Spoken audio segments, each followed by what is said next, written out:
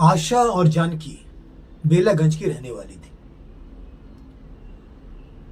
दोनों का घर आजू बाजू था, इसलिए बचपन से ही दोनों की दोस्ती पक्की थी।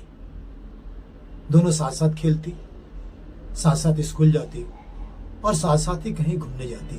इस तरह से दोनों बड़ी हो गई और बड़ी होने के बाद दोनों अपनी अपनी बातें एक दूसरे से साझा करती थी।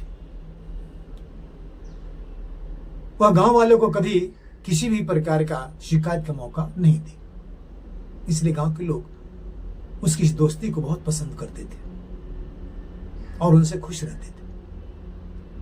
जबकि आशा और जानकी दोनों के विचार अलग अलग थे, फिर भी दोनों में पड़ती थी। आशा बहुत ही दयालु प्रकृति की थी।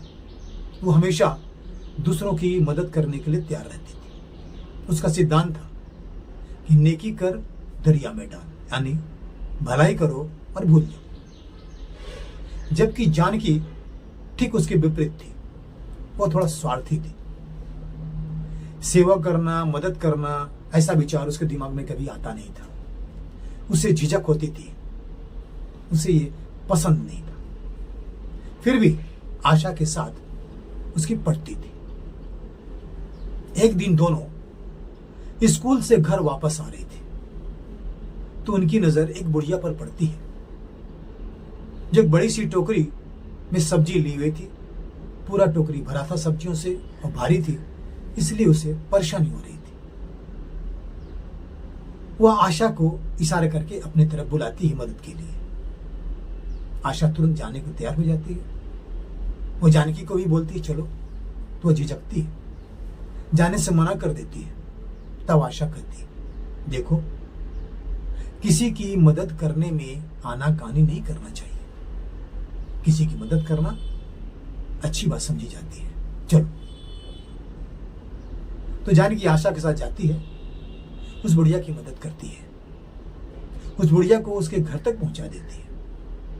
बुढ़िया बहुत खुश होती है, उन दोनों को दिल से आशीर्वाद देती है और खाने के लिए ब्रेड देती है। लेकिन आशा ब्रेड नहीं लेती है। कुछ दूर जाने के बाद जानकी आशा से पूछती है, आशा तुम हमेशा दूसरों की मदद करने के लिए भागती रहती हो, इसके बदले में तुम्हें कुछ मिलता नहीं, क्यों जाती हो, क्यों ऐसा करती हो? तब आशा मुस्कुराती है और कहती किसी की मदद करने से मिलने वाले इनाम से तुम्हें कुछ ज्यादा ही कीमती कुछ मिलता है। तुम्हें इस बात की खुशी मिलती है कि तुमने किसी का दिन बेहतर बना दिया, और यह खुशी उस मिलने वाले इनाम से ज्यादा कीमती होता है। गीता में भगवान कृष्ण बोले हैं कि मेरा सच्चा भक्त वही है जो हमेशा दूसरों की मदद करता है, सेवा करता है, जन कल्याण का काम करता है। मैं ऐसे भक्त को कभी किसी प्रकार का कोई कष्ट होने नहीं देता हूं। मैं उसकी रक्षा करता हूं, उसे हमेशा खुश रखता हूं।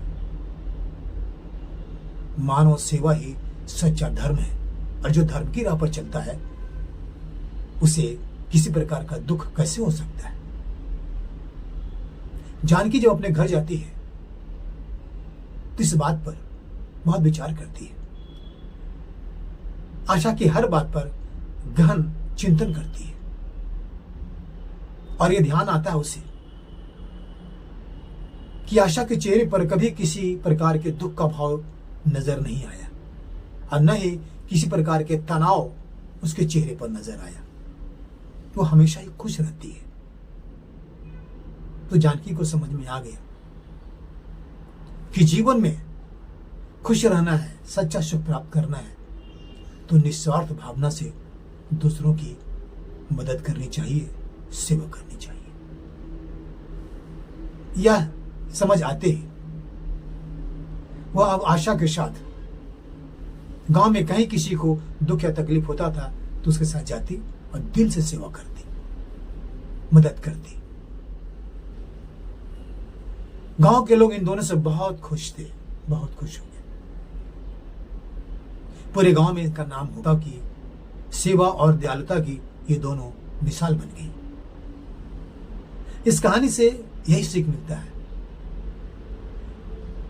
कि जीवन में सच्चा सुख प्राप्त करना हो तो निस्वार्थ भावना से लोगों की सेवा करनी चाहिए। दयालुता और सेवा की भावना से दूसरों के जीवन में तो खुशी आती ही है, अपने खुद के जीवन में भी आनंद और खुशियां आती है। सेवा धर्म ही सबसे उत्तम धर्म है।